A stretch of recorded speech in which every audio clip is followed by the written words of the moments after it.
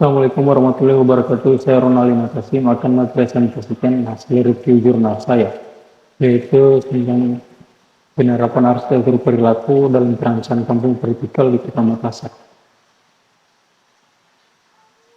Masuk pada pendahuluan, suatu negara biasanya membuat batas aman skala kepadatan penduduk di wilayah masing-masing, dikarenakan jumlah penduduk yang terlalu padat pada suatu wilayah akan membawa dampak negatif bagi perekonomian di wilayah tersebut maupun konektivitas lingkungan sosialnya.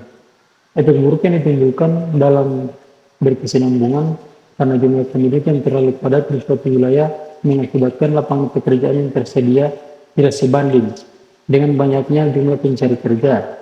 Semakin berkurangnya lahan kosong di perkotaan sehingga menciptakan kondisi pemukiman yang tidak sehat.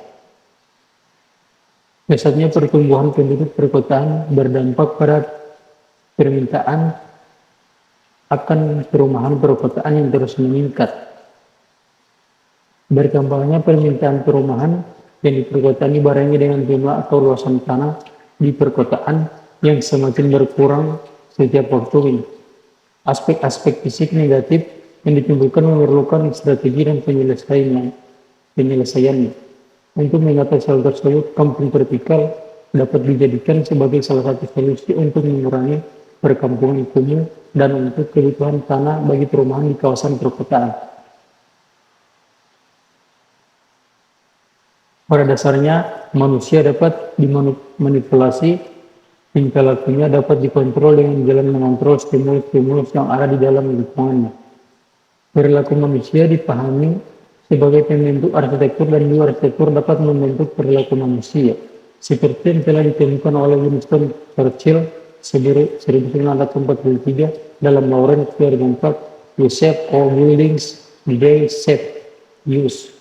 Manusia membangun bangunan demi pemenuhan kebutuhannya sendiri.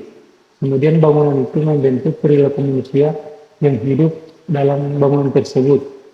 Hal ini menyangkut kestabilan antara arsitektur dan sosial, di mana keduanya hidup berdampingan dalam keselarasan.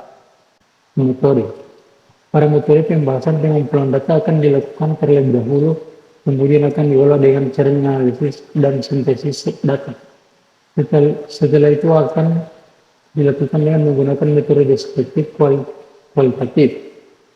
Diawali dengan menjelaskan latar belakang penjelasan mengenai prinsip kampung vertikal, melakukan analisis terhadap data-data yang telah dikumpulkan dari studi literatur, yaitu mengumpulkan data dari literatur dalam hal ini meliputi sumber atau referensi pustaka, peraturan-peraturan yang berkaitan dengan buku literatur kampung vertikal, dan juga pendekatan arsitektur perilaku. Hasil yang pembahasan. Pembahasan bagian A, desain lokasi dan ruang. Dalam proses pemilihan lokasi, dilakukan dengan mempertimbangkan beberapa hal yang dapat mendukung fungsi bangunan kampung vertikal sebagai sebuah hunian vertikal yang sesuai dengan perilaku, aktivitas, dan pola hidup masyarakat. Adapun beberapa hal yang menjadi dasar pertimbangan dalam pemilihan lokasi itu sebagai berikut. Wilayahnya yang memiliki tingkat kepadatan penduduk yang tinggi, peruntukan kawasan pemukiman terpadu, dan berada di pusat kota. Gambar 1 kondisi atau existing sumber. Bagian B, penerapan arsitektur perilaku dalam perancangan kampung vertikal di Kota Makassar.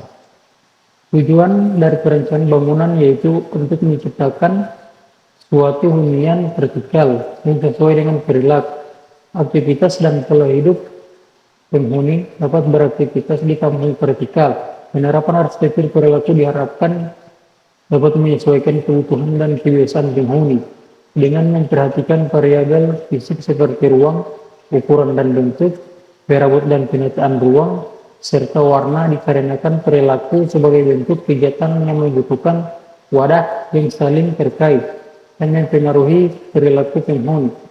Berikut pendekatan desain terhadap bangunan. Kesimpulan, dalam mendesain suatu bangunan khususnya kampung vertikal, perlu memperhatikan si masyarakat setempat, keadaan masyarakat ini dalam menghadapi pandemi. Arsitektur berwawasan perilaku adalah arsitektur yang mampu menanggapi kebutuhan dan perasaan manusia, yang menyesuaikan dengan gaya hidup manusia di dalamnya. Penerapan arsitektur perilaku diharapkan dapat menyesuaikan kebutuhan dan kebiasaan penghuni dengan memperhatikan variabel fisik seperti ruang, ukuran, dan bentuk. Perabot dan penataan ruang serta wilayah dikarenakan sebagai salah satu kegiatan yang membutuhkan wadah yang saling terkait dan mempengaruhi perilaku penghuni. Hal ini kemudian dapat menciptakan hubungan yang mutualistis antara penghuni dan bangunan, namun tetap memperhatikan dan mempertimbangkan kondisi di era pandemi, guna menghasilkan desain kampung vertikal yang layak, mampu memberikan kenyamanan penghuni dengan menyediakan beberapa fasilitas-fasilitas yang memadai. Sekian. Assalamualaikum warahmatullahi wabarakatuh.